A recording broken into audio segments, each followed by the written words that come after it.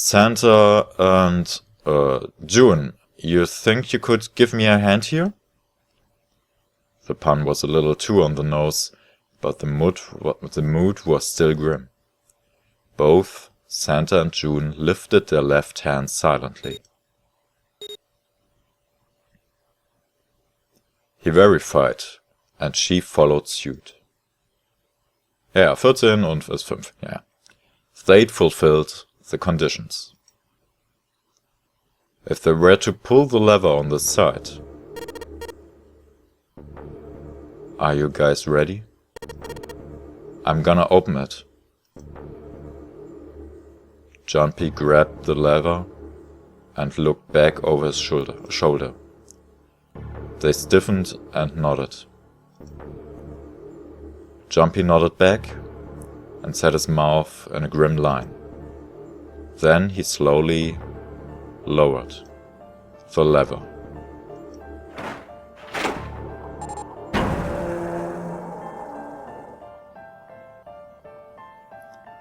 There was a metallic groan, and the door slid open. A breath of air drifted out of it, carrying a stench that nearly made them gag. Jumpy grimaced and put a hand over his mouth. Oh my god! Good God. Lotus and Ace shuddered. 7 grunted. Whoa, that's pretty bad. Even Santa's voice shook. He blew up. It appeared that Santa was right. The hallway on the other side of the door was splattered with chunks of torn flesh and dark red blood. Ah! The shriek echoed across the room. It had come from June. Then her strength left her and she dropped. As Jumpy turned to catch her, the door groaned shut. Aufnahmen müssen noch laufen. Komisch, ich habe gerade irgendwas Seltsames hier.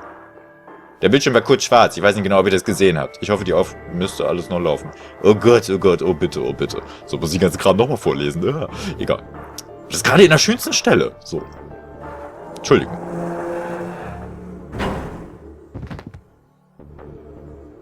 She crumpled to the floor. June, you okay? Jumpy dropped to his knees and put his arm around her shoulders. That was when he noticed her whole body was feverish. She was radiating intense heat. What the hell? Where'd this fever come from? June didn't answer. Her face looked like wax, and her whole body began to shake. Alright, let's just rest for a minute, okay? You think you can walk? She nodded weakly. Jumpy lifted June to her feet and guided her to a nearby chair. Here we go. As gently as he could, he sat her down in it. How are you feeling? Are you alright? She nodded, and as she did, a single huge tear rolled down the side of her face. Why? Why did this happen? Her voice cracked, broken by misery and grief and choked by sobs. Why did this happen? Jumpy spun around. Do any of you know what the fuck is going on here? Who's Zero? What's this nonary game? Come on, anybody! Anything?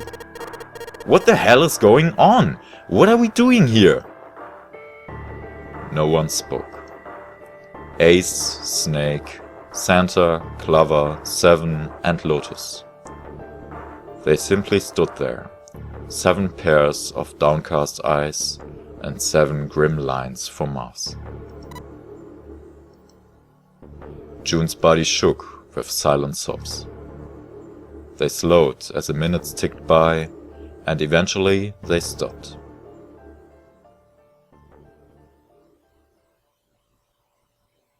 Wow.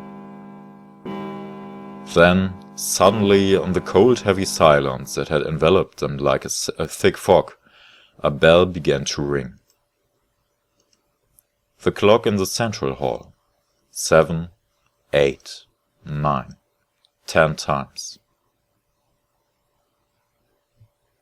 And then, on the 10th ring, it stopped.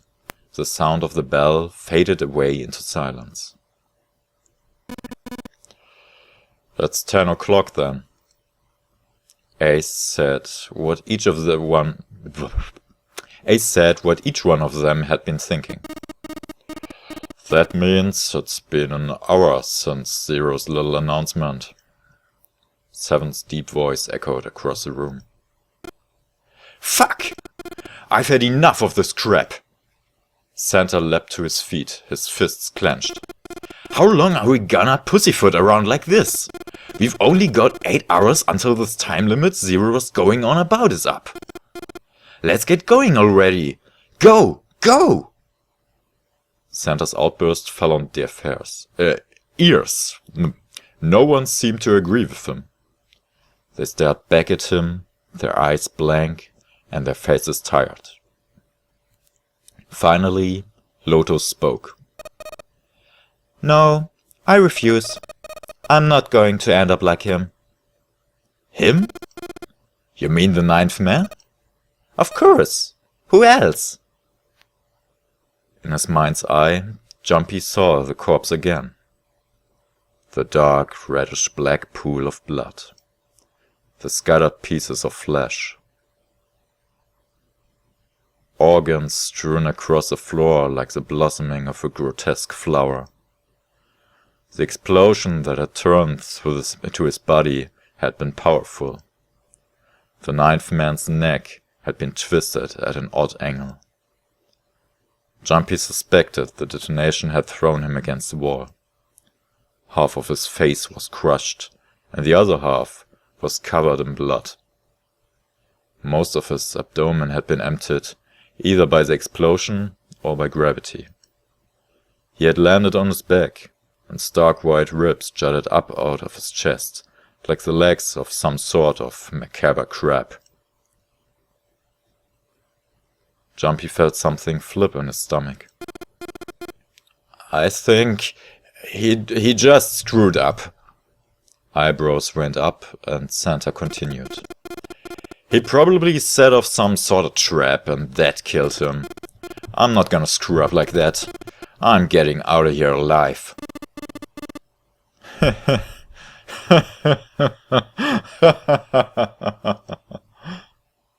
Whatever Snake was laughing at, Santa did not find particularly humorvoll. Er fand es nicht humorvoll. So. What's so goddamn funny? Oh, my apologize. You were just so very confident. I couldn't help myself. What the fuck? I think you've mistaken the situation. Huh? The 9th man's death. It had nothing to do with a trap, or at least not the sort of trap you imagine it did. Then? He broke one of Zero's rules. That was why he died. Quite simple if you think about it. You still don't? Alright. How about you take a moment and think back to what Zero said? Specifically, what did he say about the number of people? He said, only 3 till 5 people can pass through one numbered door. Right? And after that? You've forgotten the relevant part. What did Zero say? Santa furrowed his brow in thought. Jumpy thought back. Zero said that only 2 people can go through, that everyone who verified had to go, more than 6 people can go through. Natürlich, that everyone who verified had to go. Nur die Leute, die sich tatsächlich an einer Tür registriert haben, dürfen dann auch tatsächlich durch diese Tür gehen. Aber dann eben auch alle. Ja. All those who enter must leave, and all who enter must contribute. Right? I think it was something like that. Whatever it was, it means that groups of less than 3 or more than 5 can't go through. That is correct. A gold star for you, Jumpy. Snake inclined his head toward Jumpy.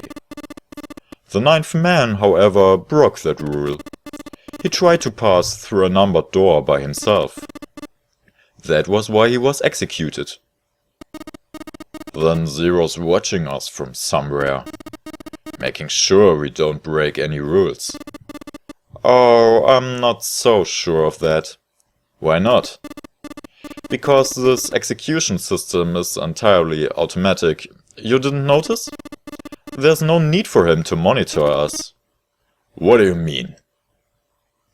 Snake looked at Seven with what could only be described as pity and sight. Very well. I see, it must be me who tells you. I've waited long enough, I suppose.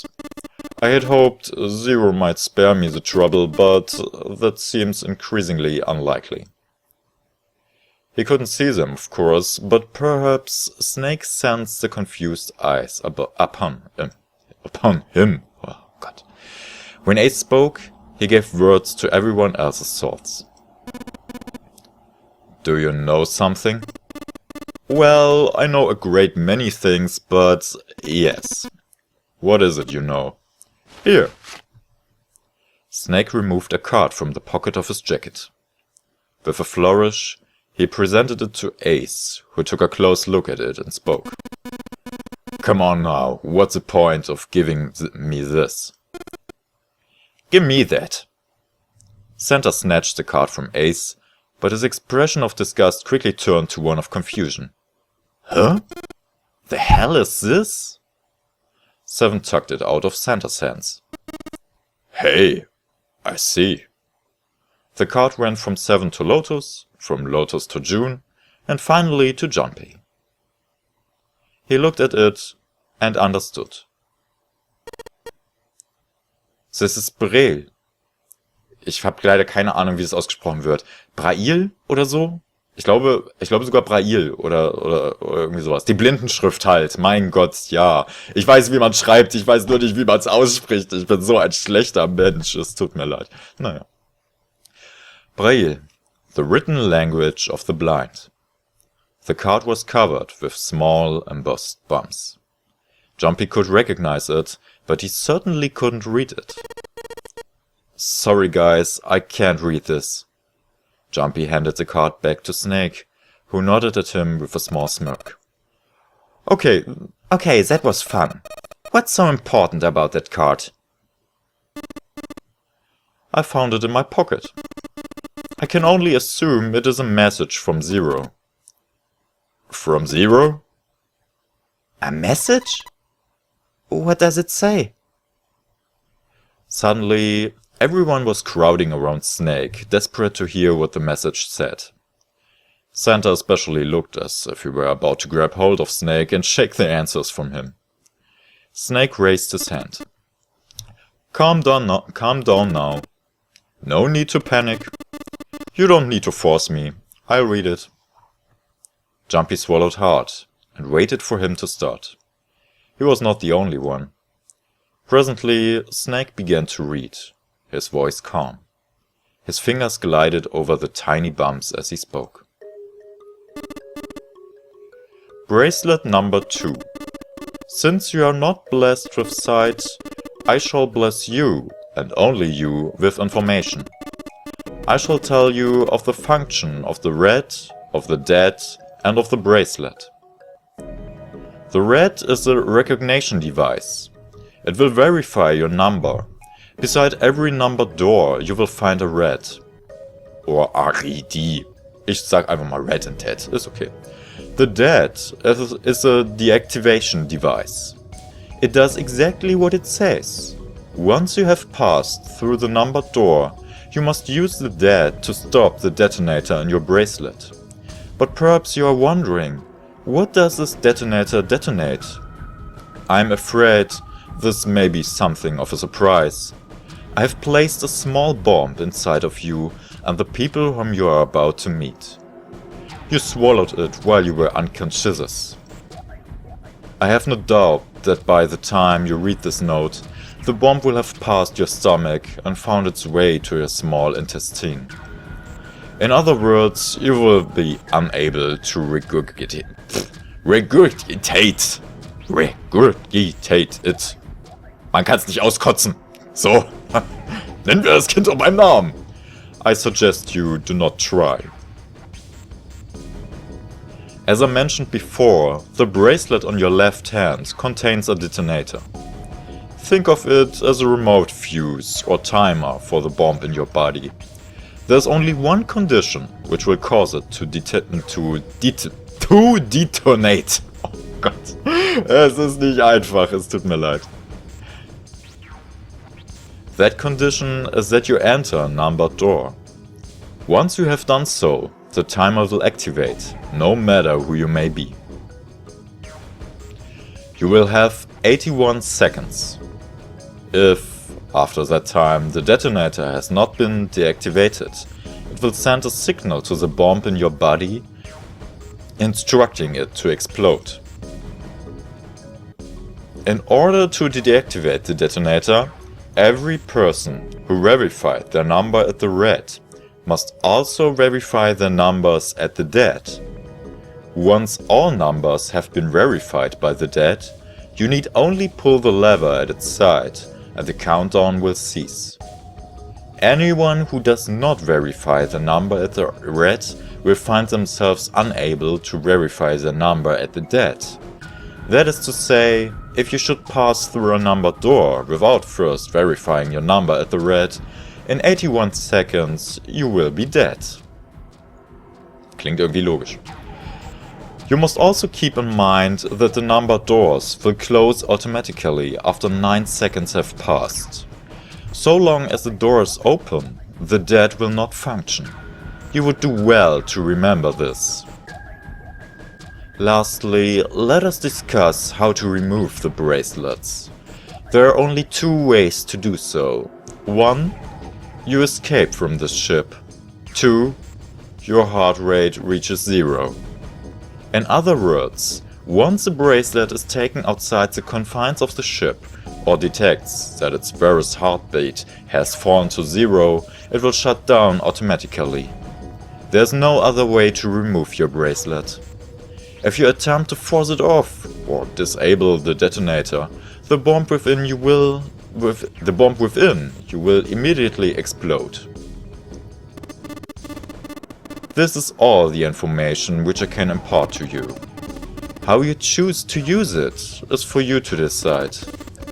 If used wisely, you can eliminate those who might be a danger to you. For a time, you would be able to control your fate. I wish you the best of luck. Snake finished reading and carefully returned the card to his pocket. The message had been lengthy, but its meaning was clear. Only those who verified their numbers at the red could pass through the numbered doors. Teams could not increase or decrease their numbers. The reds, deads and bracelets enforced the rules. They were judge, jury and executioner. In defiance of Zero's suggestions, both Santa and Seven put fingers down their throats and began to gag. The rest stiffened. Some touched their stomachs, some simply stared at their bracelets. Jumpy gingerly touched his stomach. There was a bomb inside his body. The thought of it made him queasy. His stomach felt oddly hollow, and his legs were weak. Why had Zero designed such a ludicrous game? Jumpy looked over at the others.